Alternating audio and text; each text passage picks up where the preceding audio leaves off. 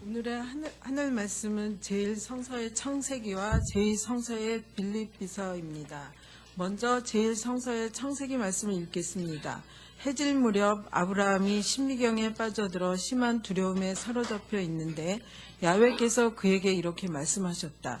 똑똑히 알아두어라. 네 자손이 남의 나라에 가서 그들의 종이 되어 얹혀 살며 400년 동안 압제를 받을 것이다. 그러나 내 자손을 부리던 민족을 나는 심판하리라. 그런 다음 내 자손에게 많은 재물을 빌려 거기에서 나오게 하리라. 그러나 너는 내 명대로 살다가 고이 세상을 떠나 안장될 것이다. 내 자손은 아모리족의 죄가 찰 만큼 찬 다음 4대 만에야 돌아오게 될 것이다. 이어서 제2성서의 빌립비서 말씀을 읽겠습니다. 형제 여러분, 나를 본받으십시오. 그리고 여러분과 같이 우리를 모범으로 삼고 따르는 사람들을 눈여겨보십시오. 내가 벌써 여러 번 여러분에게 일러준 것을 지금 또 눈물을 흘리며 말하는 바이지만 많은 사람들이 그리스도의 십자가의 원수가 되어 살고 있습니다. 그들의 최후는 멸망뿐입니다. 그들은 자기네 뱃속을 하나님으로 삼고 자기네 수치를 오히려 자랑으로 생각하며 세상 일에만 마음을 쓰는 자들입니다. 그러나 우리는 하늘의 시민입니다. 우리는 거기에서 오실 구세주 되시는 주 예수 그리스도를 기대하고 있습니다. 그리스도께서는 만물을 당신께 복종시킬 수 있는 능력을 가지고 오셔서 우리의 비천한 몸을 당신의 영광스러운 몸과 같은 형상으로 변화시켜 주실 것입니다. 그러므로 내가 사랑하고 그리워하는 형제 여러분, 나의 기쁨이요 면류관인 사랑하는 교우 여러분, 주님을 믿으며 굳세게 살아가십시오. 다 함께 빌립비서 3장 19절에서 20절 말씀을 읽겠습니다. 그들의 최후는 멸망뿐입니다. 그들은 자기네 뱃속을 하나님으로 삼고 자기네 수치를 오히려 자랑으로 생각하며 세상 일에만 마음을 쓰는 자들입니다. 그러나 우리는 하늘의 시민입니다. 우리는 거기에서 오실 구세주 되시는 주 예수 그리스도를 고대하고 있습니다. 이 말씀으로 귀한 깨달음과 결단이 있으시기를 바랍니다.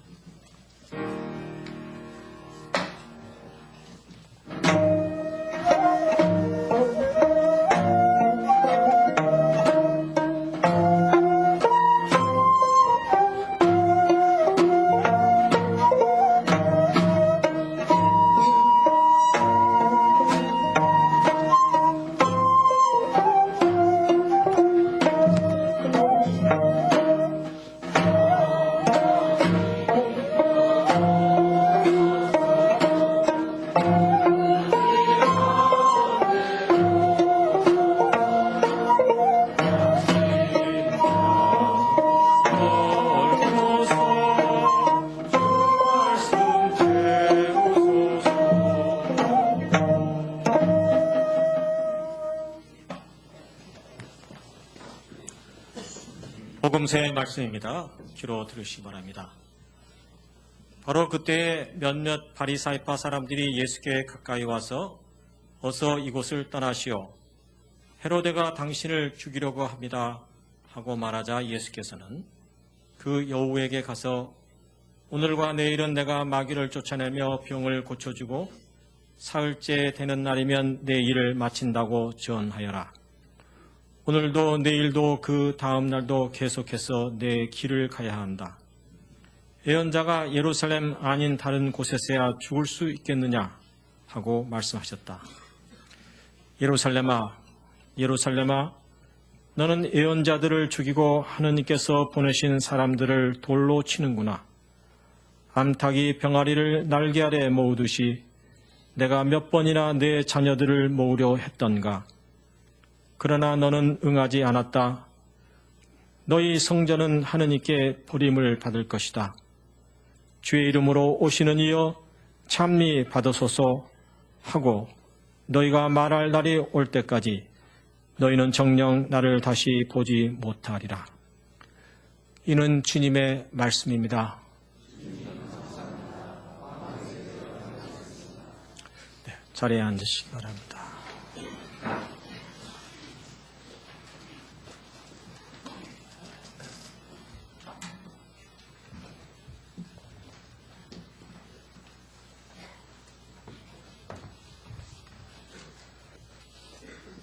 오늘 사순절 둘째 주일, 2월 셋째 주일이지만 설날이 불과 열흘 전에 우리가 지냈기 때문에 아직도 오랜만에 만나는 지인에게는 새해 복 많이 받으세요. 혹은 복 많이 짓고 나누세요. 라고 인사를 하게 됩니다만 지금 우리의 심정은 복은커녕 혹 전쟁이 일어나지 않을까 하는 불안 가운데 살아가고 있습니다. 북에서 수소 핵폭탄 시험과 이어 인공위성 강명성 4호 발사를 하자 남은 이에 대한 보복 조치로 개성공단을 폐쇄시키고 북의 미사일 공격에는 무용지물로 이미 3년 전 국방부에서 연구조사로 결론이 나 있는 사드 도입을 강행하고 있습니다. 다른 나라의 인공위성 발사를 문제 삼는 것은 상식에 어긋나는 일이지만 남쪽이 실패한 인공위성 발사를 북쪽이 연속으로 성공을 하자 자존심이 상한 박근혜 정부가 이를 로켓 미사일로 변제를 시켜 계속 비난을 하고 있습니다. 세계 우주과학계, 심지어는 미국에서조차 이를 합법적인 인공위성으로 인정을 하고 있는데 반해 남한 정부는 이를 계속 로켓 미사일 발사로 호도하고 언론 또한 계속 모두 맞장구를 치고 있는데 저는 이 사실 하나만으로도 우리의 남한의 언론 탄압이 얼마나 심각한지를 인식하고 있습니다. 핵폭탄 시험은 한반도의 평화와 안정을 바라는 우리 기독인의 입장에서는 북이 자제하여 주었으면 하는 바람이지만 정전협정을 평화협정으로 바꾸자는 요구가 계속 무시당하고 김정은 참수작전이 명시되어 있는 한미군사작전계획 5015가 새롭게 공개되고 있는 마당에 강경노선 외에 북조선 정부가 취할 방식은 없는 것으로 보입니다. 35년간의 일본의 악랄한 식민지 지배에서 벗어나자마자 미국의 제안에 따라 국토가 분단되고 미국의 농간에 우리는 형제 간의 전쟁을 하여 인구의 10분의 1에 해당하는 사람들이 죽거나 중상을 당했으며 살아남은 사람의 5분의 1은 살아도 만날 수가 없는 이산 가족이 되는 비극이 일어났습니다. 그 이후 60년 이상을 전쟁을 끝내지 않는 준전시 상태로 혈육을 향해 총구를 거누며 계속 살아오고 있습니다. 이는 세계 전쟁 역사에서 전무후무한 일입니다. 게다가 인류 역사에서 가장 강대한 제국을 이름으로 세계 모든 민족들의 목줄을 쥐고 흔드는 미국에 의해서 한쪽은 반드시 섬멸되어야 할 적국이 되었고 다른 한쪽은 군 통제 작전권을 내주는 속국이 되어 있는 비극적 상황입니다. 세계 이보다 더 비극적이고 참혹한 모순 속에서 살아가는 민족이 그 어디에 있습니까? 지금 70년 이상 경제 봉쇄 정책을 당하고 있는 북으로서는 미국의 무릎을 꿇고 항복할 것인가 아니면 죽더라도 끝까지 저항할 것인가 라는 갈림길에 놓여 있습니다. 항복할 것이 아니라면 북은 당연히 수소 핵폭탄 그 이상의 어떤 무기라도 개발하고 시험을 해나갈 것은 생존을 위한 당연한 결론입니다. 물론 미국의 핵폭탄 위에 보호를 받고 있는 남쪽에 사는 우리는 미국에 저항하는 일은 무모한 일이니 빨리 무릎을 꿇고 항복하는 것이 지혜로운 일이라고 우리는 생각하지만 그때 북쪽에서 이렇게 얘기를 하면 우리는 어떻게 답을 해야 할지 고민이 되는 부분입니다. 35년 동안 우리 조선인들은 일본 제국의 식민지 지배에 반대하며 목숨을 내놓고 조선 독립만세를 불렀고 만주 벌판에서 맨손으로 독립투쟁을 했는데 이 또한 무모한 일이지 않았느냐. 안중근 의사를 비롯한 저들의 투쟁을 우리가 숭고하다고 얘기하는 것은 죽을 줄 알았지만 대의를 위해 희생했기 때문이 아닌가. 당신들이 그들을 무모한 투쟁이었다고 지금 말하고 있는가. 친일을 했던 사람들이 부귀를 누리고는 있지만 그렇다고 해서 친일을 찬양하고 있지 않는 건 아니지 않느냐. 남한 사람들은 미국이라는 강자 앞에 무릎을 꿇는 일이 지혜로운 행동이라고 말하고 북조선 사람들은 이는 민족 자주와 주체성을 상실하는 비겁한 일이라고 말하고 있습니다. 그렇다면 우리는 예수 그리스도를 따르는 신앙인들이니 예수 그리스도께서 어떻게 하셨을까를 생각해 보면 약간의 해답을 찾을 수 있을 것 같습니다. 예수께서는 분명히 민중의 자유와 해방을 위해 일하셨으니까 북의 독재 권력을 비판하였겠습니다만 그렇다고 해서 미국에게 무조건 무릎을 꿇으라고 말하지는 않았을 것입니다. 2차 세계대전 이후 지난 70년 동안 한반도에서 베트남에서 이라크에서 아프가니스탄에서 시리아에서 크고 작은 전쟁을 끊임없이 일으켜온 전쟁국가 미국을 지지하였을까요? 세계 군사 무기의 절반 이상을 생산하고 이를 수출해서 먹고 사는 미국을 예수께서는 분명히 악마의 나라라고 비난하셨을 것입니다. 오늘 성서의 본문 말씀을 봉숙교회 교인들은 어떻게 받아들일까를 한번 생각해 보았습니다. 창세기 본문은 하나님의 말씀 하나만을 의지해 살던 고향을 떠나 가나안 약속의 땅에 온 아브라함에게 너의 자손이 하늘의 별과 같이 바다의 모래같이 많아질 것이라는 미래의 세계를 보여준 다음 이렇게 말씀하십니다. 똑똑히 알아두어라. 내 자손이 남의 나라에 가서 그들의 노예가 되어 400년 동안 압제를 받으며 살 것이다. 아브라함에게 축복을 선포하셨는데 바로 이어지는 말씀은 400년 동안 남의 나라에서 압제를 받을 것이다. 만약 오늘 밤 하나님께서 여러분에게 나타나서 야, 내가 너에게 미래에 엄청난 축복을 주겠다. 그런데 그 전에 너 남의 집에 가서 노예로 살면서 수십 년 동안 압제를 받은 후에 내가 복을 베풀겠다. 아멘. 주의 말씀이 오니 말씀대로 이루어지기를 기도합니다. 라고 답하실 분, 믿음이 강하신 분. 그럼 여러분은 한 사람도 예수의 하나님의 성경 말씀을 믿지 않는 분이네. 오늘 성경 말씀이 그렇게 기록되어 있는데. 여러분이 아브라함의 축복을 계속 강구하지 않습니까? 믿음의 아버지, 지난주에도 우리 노래 안 불렀나요? 믿음의 아버지 아브라함은 아들이 7 있었는데, 5 있었네. 근데 아브라함에게 하나님께서 지금 분명히 말했다고 성서에 기록되어 있고, 아브라함은 그렇게, 받아들였는데,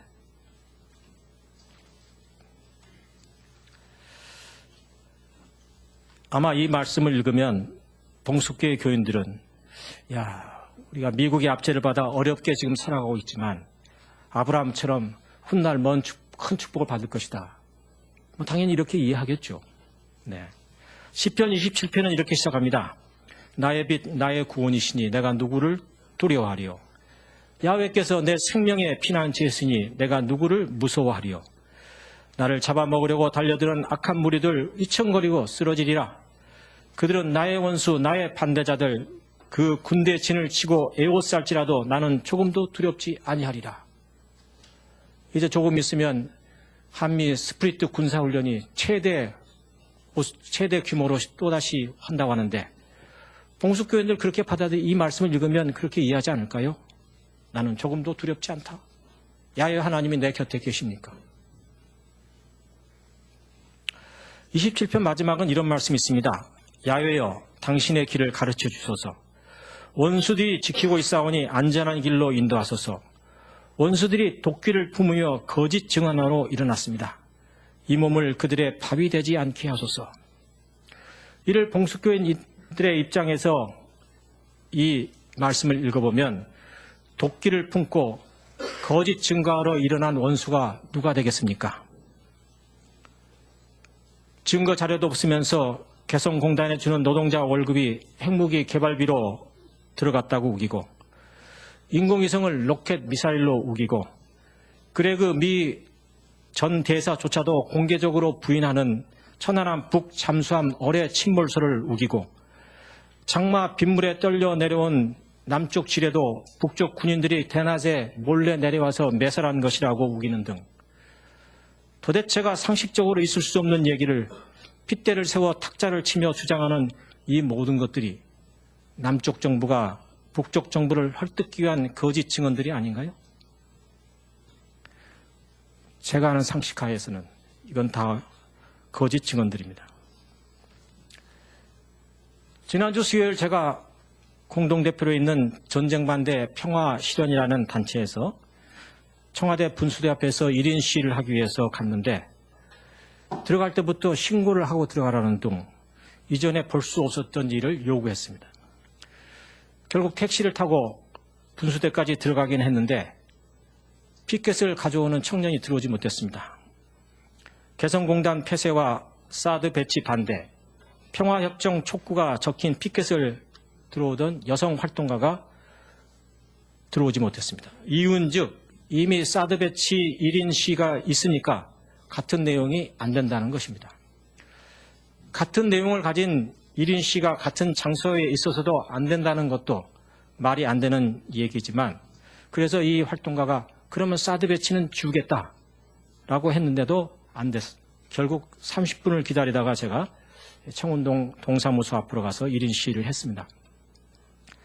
제가 이미 여러 차례 이전에 청와대 분수대 앞에서 1인 시위를 한 바 있는데 이번처럼 심한 불쾌감과 공포를 불러일으키는 행동을 경험한 적이 없습니다. 당시 100명이 넘는 시골 할배들의 청와대 방문객과 중국 관광객들이 여기저기 사진을 찍는 분수대 앞에서 저는 피켓을 기다리며 서 있었는데 처음에는 검은 선글라스에 검은 잠바를 입은 떡대 같은 사복경찰 2명이 나를 감시하며 이것저것 묻더니 조금 있다가 한 명이 더 붙어서 3명이 제가 움직이는 대로 뒤를 따라다니더니 급기야는 조금 나이가 든 상관까지 4명의 사복경찰이 이 늙은 목사 1명을 쫓아다니면서 테러 공포감을 주는 것입니다. 저한테는 그들이 테러리스트였어요. 그래서 제가 결국은 참다 못해 화를 냈습니다. 대한민국에서 목사가 평화를 위해 하는 1인 시위도 막느냐고, 내가 무슨 테러리스트냐고, 왜 30분이나 나를 감시하며 뒤를 쫓아다니냐고, 겸해서 여기서는 옮길 수 없는 욕지거리도 한마디 했습니다. 욕지거리를 했더니 뭐라고 하더라, 뭐라고 시키더라고, 뭐라고 저기 사진 찍고 취재하는 거? 채증하라고 그래서 채증해라! 욕 한마디 더 했죠. 바로 전날 국회에서 박근혜 씨가 테러 방지법 통과를 강조했는데 결국 저와 같은 평화적 1인 시위까지도 테러범으로 몰아가는 근거를 갖자고 하는 것이 그 법이 노리는 숨은 목적으로 보입니다. 오늘 누가복음서 본문은 매우 특이한 말씀입니다.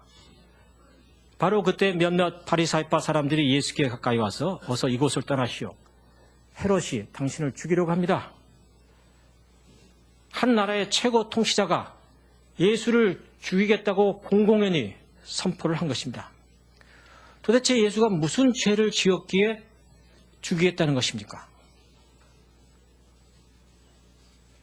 그 답은 첫 글자에 있습니다. 바로 그때. 무슨 때죠? 오늘 본문 바로 앞절에 있는 말씀입니다. 그 말씀이 예수를 죽이겠다는 살해 이유가 되는 것입니다. 그 말씀은 지금의 꼴찌가 첫째가 되고 지금의 첫째가 꼴찌가 될 것이다.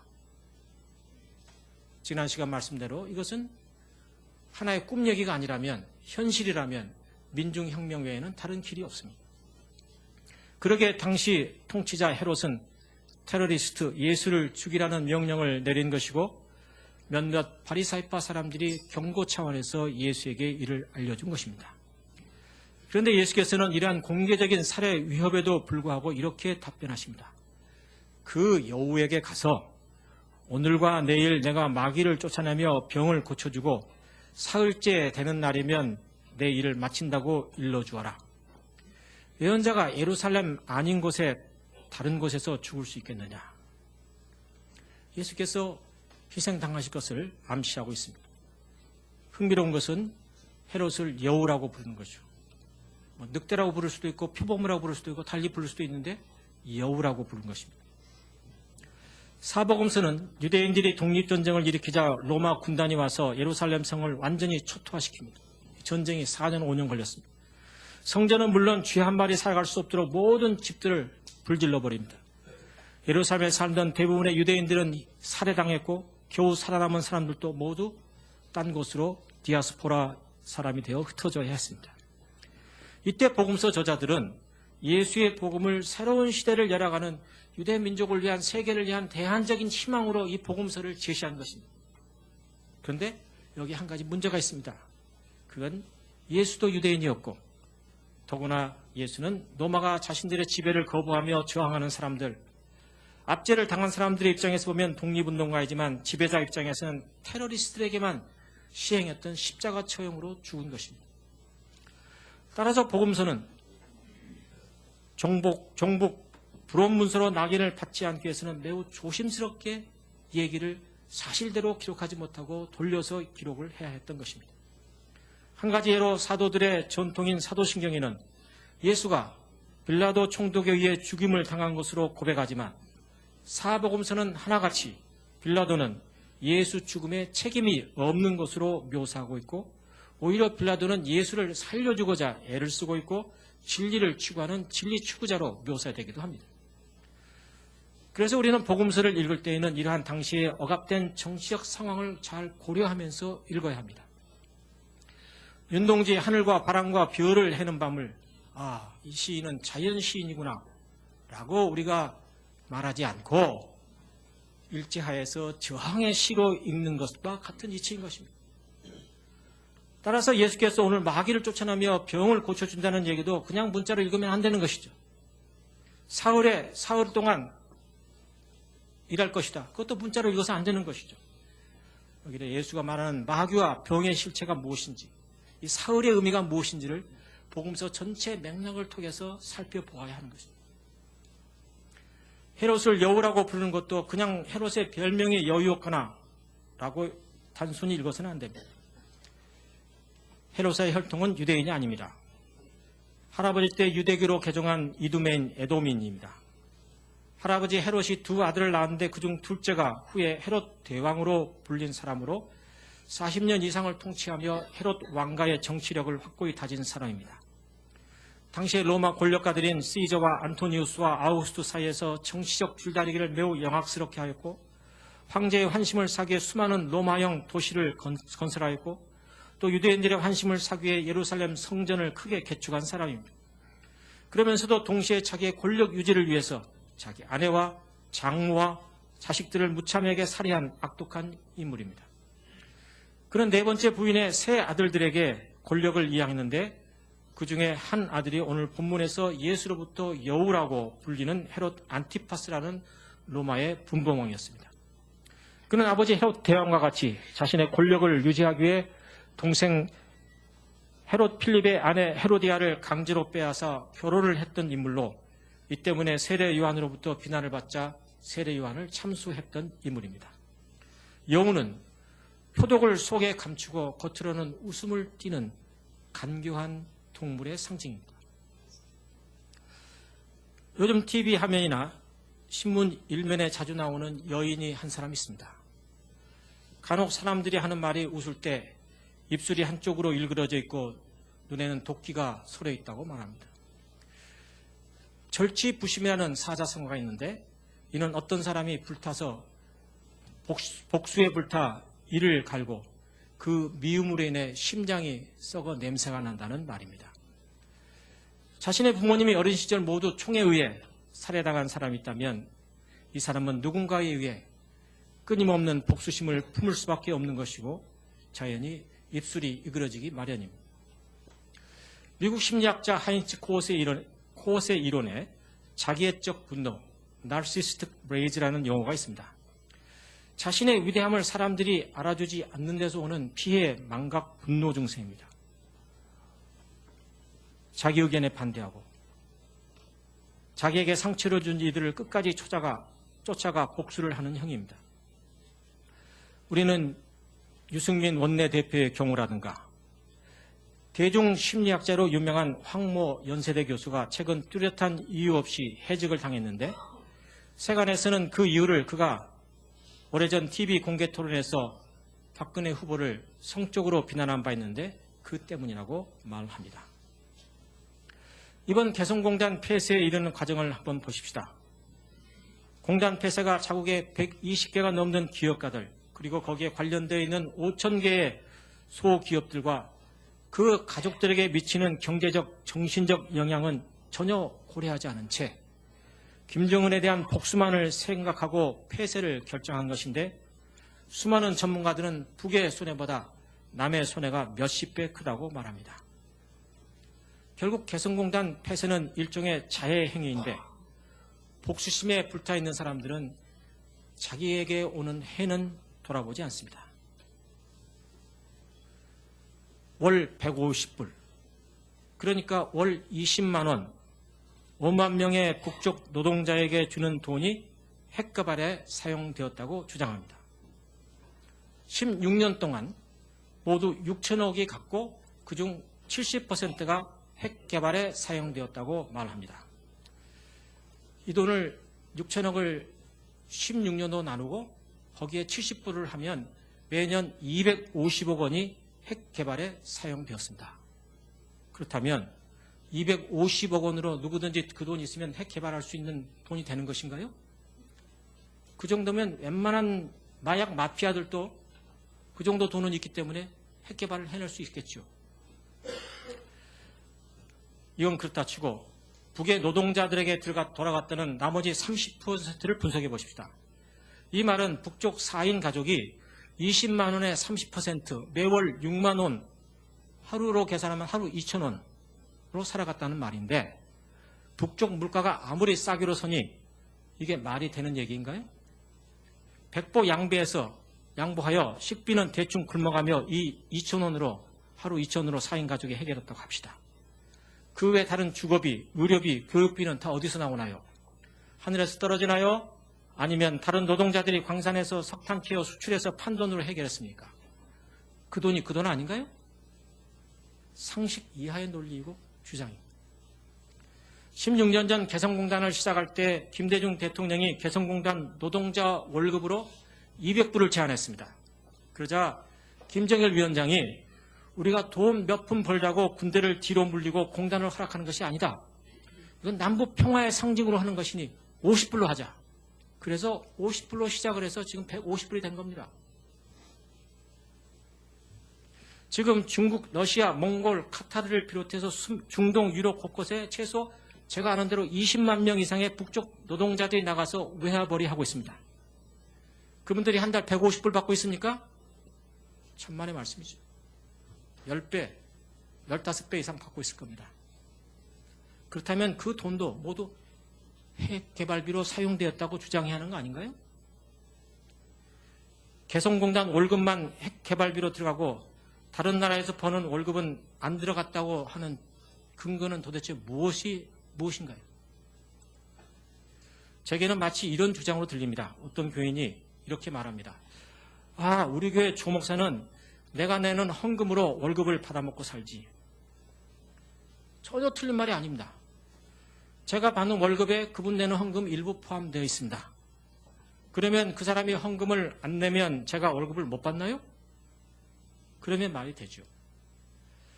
개성공단이 닫히면 북쪽 핵개발 중지가 될까요? 그러면 말이 됩니다. 도대체가 상식 이하의 발언을 대통령, 총리, 장관이라는 자들이 하고 있고 국회의원이라는 자들은 거기에 박수를 치고 있고 어리석은 국민들은 거기에 고개를 끄덕이고 있습니다. 복수에 사로잡힌 이념의 노예들입니다. 자기가 미워하는 사람의 동상이 도시 한가운데 서 있습니다. 그걸 넘어뜨리기 위해서 밤중에 몰래 가서 땅을 막 팝니다. 그 동상이 어디로 쓰러지죠?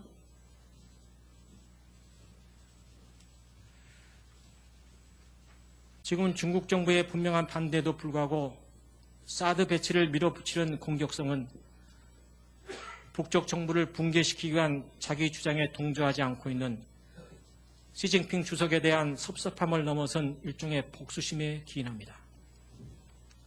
왕이 중국 외교부장은 사드 배치를 항우의 조카 항장이 칼춤을 추는 의도는 유방을 죽이려는 데 있다고 말하므로 박근혜 정부의 속셈은 중국을 겨냥하는 미국에 있음을 폭로했습니다. 그리고 이를 계속 강행하면 남한은 미국과 중국이라는 대국자들에 따라 여기저기 놓이는 바둑돌 신세가 될 것이라고 경고하고 있습니다. 저도 자존심 있으니까 우리가 무슨 바둑돌이냐고 핏대 높여가며 외치고 싶지만 우리가 원치 않는 분단을 외세에 의해 당했으니 우리는 바둑돌 신세입니다. 게다가 남한은 유엔 회원국 중 유일하게 군사작전 통제권을 다른 나라 군사령관에게 맡겼으니 명백한 바둑돌이입니다. 미국이 원하는 무기를 사줘야 하니 바둑돌이 아니면 뭡니까? 경제는 어떤가요? 현재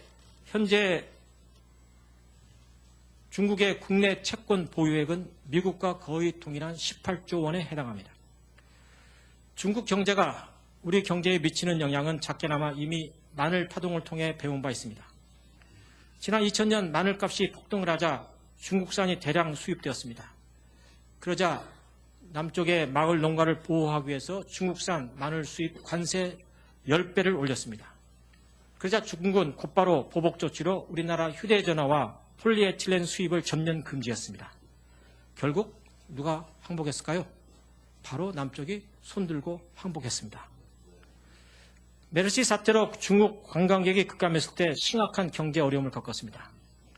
작년 11월 중국계 자금의 국내 시장 주식이 이탈 금액이 172억이 있는데 12월과 1월에는 이보다 30배가 넘는 5천억이 빠져나갔습니다. 최근 환율이 가파르게 오르고 있습니다. 저는 경고가 시작됐다고 봅니다. 우리 경제인들 중국의 경제 보복에 큰 두려움을 갖고 있습니다. 강대국 사이에 낀 약소국으로서 할 수 있는 일은 그리 많지 않습니다. 그러나 지혜롭게 처신하면 강대국들을 움직일 수 있는 균형추 역할 혹은 지렛대 역할을 할 수 있습니다. 북조선은 미국의 경제 봉쇄 속에서도 중국과 러시아 사이에서 균형추 역할을 통해 자기 살 길을 찾아가고 있습니다. 남한은 외교의 ABC를 무시하고 권력자 한 사람의 명령에 따라 모든 조직이 맹종하고 있습니다. 입술이 부르던 장관도 있으니까 맹종은 아니지만 사리에 맞지 않는 말을 이랬다 저랬다 말을 바꿔가며 따라가고 있으니까 결과적으로 맹종입니다. 북조선을 유엔에서 내쫓으려고 하고 있는데 씨도 먹히지 않는 제 얼굴에 침 벗기요 비웃음만 살 일입니다. 그렇다고 해서 미국이 끝까지 우리 편이 되어줄까요? 저는 천만의 말씀. 예산 부족으로 사장 위기에 처한 F-35 전투기 개발비를 대주고 해체 위기에 처한 중고 공중급유기 사주고 성능이 의심되는 사들을 구입해주는 등 미국산 고급 무기, 중고 무기 최대 고객으로 남아있는 한 우리 편이 될 것입니다. 그러나 단물이 다 빠지면 토사구팽 당할 것입니다. 작년 무기 수입 세계에서 남한이 최고였고 그중 90% 미국으로부터 수입했습니다. 이로 인한 피해는 무엇인가요? 수치로 본 경제 규모는 세계 11, 12위인데 복지는 OECD 최하 36위입니다. 이건 수치로 본 복지 주제에 따른 순위이고 개인이 느끼는 행복 지수는 어떻게 될까요?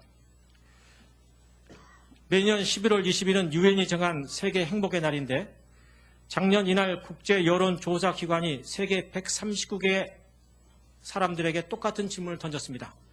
당신은 지금 얼마나 행복하십니까? 남쪽 국민들이 느끼는 행복감은 여러분은 그 질문을 받은 몇 점이라고 하시겠어요? 작년 11월 20일 조사에 의하면 100점 만점에 남쪽 국민들의 행복 지수는 59점이었습니다. 세계 평균이 71점. 그래서 남한의 순위는 143개국 중에 118위. 아무리 경제 규모가 커도 그게 재벌 중심의 소수 부자들에게로 쏠려 있으면 이는 오히려 빈부 격차만 높아져서 불만 지수만 높아갈 따름입니다. 파이가 크면 나눠먹는 조각도 크다는 건 부자세가 존재하고 부정부패가 없는 정상적인 사회에서 가능한 얘기고 물이 넘치면 모두가 나눠먹을 수 있다는 누수 경제 이론도 물동의 크기가 제한되어 있을 때 하는 말이지 물동이를 제 마음대로 늘려버릴 수 있는 남한 사회에서는 통하지 않는 이론입니다. 결국 그로 인해 남한은 희망을 상실한 자살자들이 지난 10년 동안 세계 최고이고 앞으로도 분단이 지속되는 한 이 순위는 영구 불변할 것입니다. 지금 사회적 문제가 되어 있는 노인 복지수당, 대학생 반값 등록금, 영유아 누리교육비, 급식비, 청년 일자리 등등 사드 구입비 하나만으로도 너끈히 해결할 수 있습니다. 그리고 이것들은 모두 새로운 것도 아니고 본래 박근혜 씨가 후보 시절 대선 공약으로 모두 약속했던 것들입니다. 국민들 앞에 자기는 어떤 일이 있어도 약속은 지킨다고 맹세까지 하고 나서는 복지 공약은 지키지 않고 비싼 무기 구입은 열심히 하고 있는데 이건 그가 모두 군인들에 의해서 둘러싸여 있기 때문입니다. 자라보고 놀란 가슴 소뚜껑 보고 놀란다는 말과 같이 부모가 총탄에 의해 모두 살해당한 이후 죽음의 공포 속에 갇혀 살아왔기에 군인들을 주위에 빙 둘러세우고 핵과 인공위성이라는 말만 들어도 공포에 질려서 상식 이하의 행동을 취하는 것입니다. 제가 오늘 시사평론에 해당하는 긴 얘기를 설교 시간에 하는 것은 설교가 하나님의 말씀을 전하는 것은 맞지만 정말 하나님의 말씀이 이 시대에 필요한 하나님의 말씀이 무엇인가 우리가 생각해야 하기 때문입니다. 저는 우리 국민들이 깨어나야 한다고 생각합니다. 조중동의 언론 조작에서 종편의 노예 훈련에서 권력자들의 반복 증오의 공포와 테러 프레임에서 벗어나야 합니다. 예수께서는 원수라도 사랑하라고 하셨지만 사랑까지는 못한다 하더라도 사람을 사람으로 형제를 형제로 자매를 자매로 볼 줄 아는 눈이 제대로 떠 있는 인정 있는 인간이 되어야 할 것입니다. 남북이 함께 운영하는 개성공단을 단 몇 푼의 돈으로 환산하는 사람들은 바울이 말한 바와 같이 자기네 뱃속을 하나님으로 삼는 수치스러운 자들입니다. 평화는 결코 돈이나 무력으로 얻어지는 것이 아닙니다. 전쟁의 참화는 그 누구도 비껴가지 않습니다. 예루살렘 성전이 로마와의 전쟁에서 비껴갈 수 없었듯이 오늘 수십만이 드리는 여의도의 교회나 오늘 우리 향림교회나 전쟁의 포화를 피해갈 수는 없습니다. 골방에서 기도하고 40일을 금식한다고 해서 전쟁의 포탄이 피해가지 않습니다.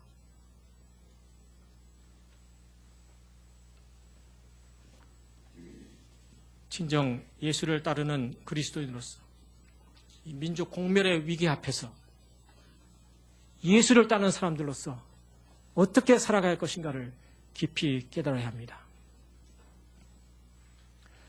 사순절 둘째 주일입니다. 사순절은 예수님을 따라 광야 생활로 나아가는 것을 의미합니다. 멀쩡한 집을 놔두고 왜 우리가 광야에 나가는 것입니까? 그건 우리가 삶에서 시시각각 당하는 유혹으로부터 이겨나기 위함이요. 참다운 길을 우리가 모든 것을 포기한 상태 속에서 참다운 길을 찾아가기 위함입니다. 광야는 히브리어로 하나님의 말씀이 들려지는 곳이라는 의미입니다. 너희는 먼저 하나님의 나라와 그의 의를 구하라. 그리하면 이 모든 것을 더하여 주실 것이다. 예수님의 누가복음 예언의 말씀을 다시 읽어드립니다. 예루살렘아, 예루살렘아, 서울아, 서울아, 너는 예언자들을 죽이고 하느님께서 보내신 사람들을 돌로 치는구나. 암탉이 병아리를 날개 아래 모으듯이 내가 몇 번이나 내 자녀들을 모으려고 했던가. 그러나 너는 응하지 않았다. 너희 성전은 하느님께 버림을 받을 것이다. 예수님의 심판의 예언의 말씀에 귀를 기울입시다. 그리고 이제 하늘 잔치를 통해 주시는 주의 말씀에 우리의 마음을 모읍시다. 혼자서는 이룰 수 없는 일을 이루기 위해 우리가 하나 되어 영악한 여우들을 이기기 위해 당신의 거룩한 살을 떼어 주십니다. 혼자서 꾸다 사라지는 꿈을 여럿이 함께 꾸어 현실이 되어가도록 하기 위해 당신의 고귀한 피를 흘려 주십니다. 성찬의 예식 가운데 하늘의 거룩한 영이 여러분과 함께 하시기를 기원합니다. 다 함께 침묵으로 기도하겠습니다.